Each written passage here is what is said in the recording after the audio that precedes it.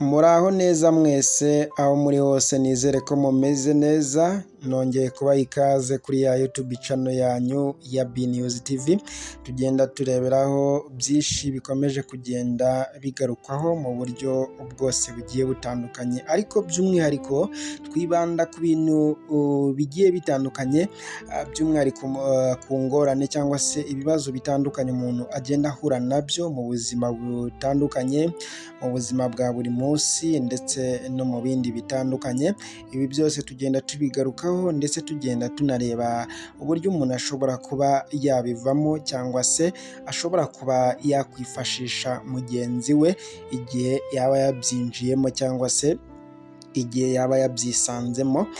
Mwese rero nizere yuko murankundira mukabana nanjye, ni ibintu biba bibabaje cyane ndetse ni n'ibintu biba biteye agahinda ku muntu wese wahuye nabyo, ari nayo mpamvu ngusaba gukanda subscribe kugira ngo tujye tubana neza 5/5. Ni ya YouTube channel yanyu ya B-News TV 123. Aka kanya niba uri mu bibazo, niba ufite ingorane runaka, ushobora kuba uri mu bibazo bidashira, ushobora kuba aka kanya ufite amafaranga ariko ukaba uri mu bibazo runaka, nyamara wajya kureba ugasanga ayo mafaranga nta kintu ari kugufasha, wajya kureba ugasanga ayo mafaranga uri guhura n'ibibazo bigoranye, uri guhura n'ibibazo bikomeye cyane kandi ureba amafaranga imbere yawe. Nk'urugero, ushobora kurwara indwara ishobora gutuma utagera ahantu ujya cyangwa se utava aho uri, ndetse ukarwara indwara ishobora gutuma udakora icyo wagakoze nk'uko bikwiye. Wenda hari ufite ikibazo cyo mu mutwe, wenda hari ufite ikibazo cy'ingingo ndetse n'ibindi bibazo bitandukanye, ariko ibyo byose urabirwaye ariko ukareba amafaranga imbere yawe, ariko n'ubundi bikaba iby'ubusa ntihagire ikintu bitanga. Ibyo byose rero bigusunikira n'ubundi cyangwa se ni ibintu byakabaye bikwigisha ikintu, ndetse hari abantu benshi bumva yuko kuba umuntu afite amafaranga ariko kuba yarageze aho agira heza cyangwa se ari byo byishimo bye, ntabwo amafaranga ari byo byishimo by'umuntu, ndetse ubukungu nta nubwo ari byo byishimo by'umuntu. Ubundi muri make cyangwa se mu buryo bweruye neza, ibyishimo by'umuntu ni ukuba umuntu ariho ndetse ari no guhumeka, yewe afite n'ingingo nzima, ndetse nanone ikirenzeho ari umuntu udafite ikibazo na kimwe yaba afite. Ushaka kubyuka umeze neza, ushobora kubyuka wumva nta kibazo ufite, kabone nubwo nta kintu waba wiringiye uri buze kubona saa sita cyangwa se nimugoroba, ariko n'ubundi umubiri wawe, ubwonko bwawe, ibitekerezo byawe, ibyo byose birasa neza ndetse binameze neza. Mujye muduha n'ibitekerezo byanyu muri komenti, tuzajya tugenda tubigarukaho, ndetse n'abantu benshi bifuza kuba batuvugisha, kuba banabana natwe ndetse no gukorana natwe, byose mubyandika muri komenti, ndaza kugenda mbireba ndetse menye n'uburyo tugenda tubigarukaho mu buryo bwose burambuye. Ni ukuvuga ngo aka kanya hari abantu benshi b'abakire cyangwa se nk'abo twita abakire, bafite amafaranga cyangwa se bafite imitungo yose ishoboka, ariko ubu tuvugana ugasanga ari mu bitaro, ari kwa muganga, ari mu buryo butandukanye, afite ibibazo bitandukanye, ariko mu by'ukuri wajya kureba ugasanga ya mafaranga ibyo byose biri kumubaho, cyangwa se ugasanga nta kintu na kimwe ari kumufasha. Ariko nawe ukibaza cyangwa se ugatekereza ngo ni umukire afite amafaranga. Amafaranga iyo umuntu yahuye n'ikibazo nta kintu amumarira.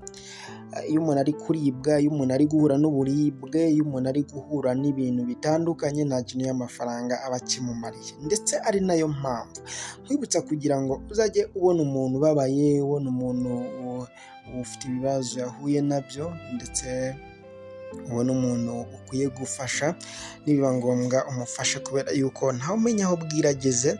Ndetse nkawe ukurikiye iki kiganiro cyangwa se udukurikiye neza 5/5, ushobora kuduha nk'urugero ndetse natwe tugatanga n'urundi rugero. Ariko ikindi nanone ntukarebe umuntu ufite ibibazo ngo wumve yuko ibyo bibazo azabihorana, ntukarebe umuntu uhangayitse ngo wumve yuko azahora ahangayitse.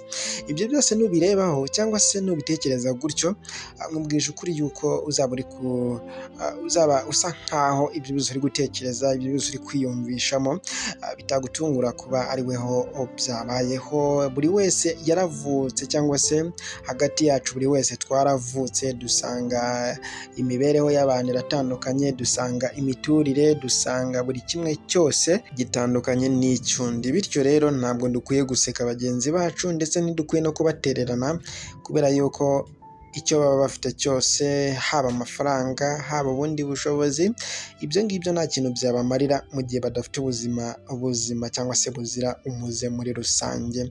Byose rero tugenda tubisanga kuri ya YouTube channel yanyu ya BNews TV 123, nk'uko nakomeje kugenda mbigarukaho, ndetse ndizera yuko rero muzajya mugenda mubana nanjye muri byose, ndetse no mu buryo bwose bukomeye cyane. Mwibutsa gukanda subscribe kugira ngo tujye tubana neza 5 kuri 5, ndetse tujye tunabana neza umunsi ku wundi. Wadusanga kuri YouTube nk'uko nari mbivuze, cyangwa se nk'uko nari mbigarutseho, cyangwa se aho uri kurebera kuri YouTube yitwa BNews TV 123, kuri TikTok naho ni BNews TV, ndetse n'ahandi hose. Kuri Facebook nitwa Isi ya None, ndetse kuri Instagram nitwa Mr Didos,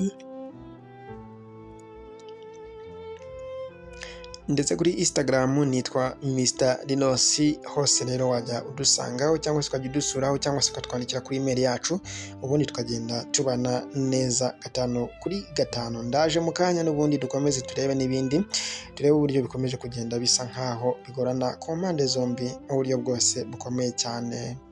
Ciao ciao.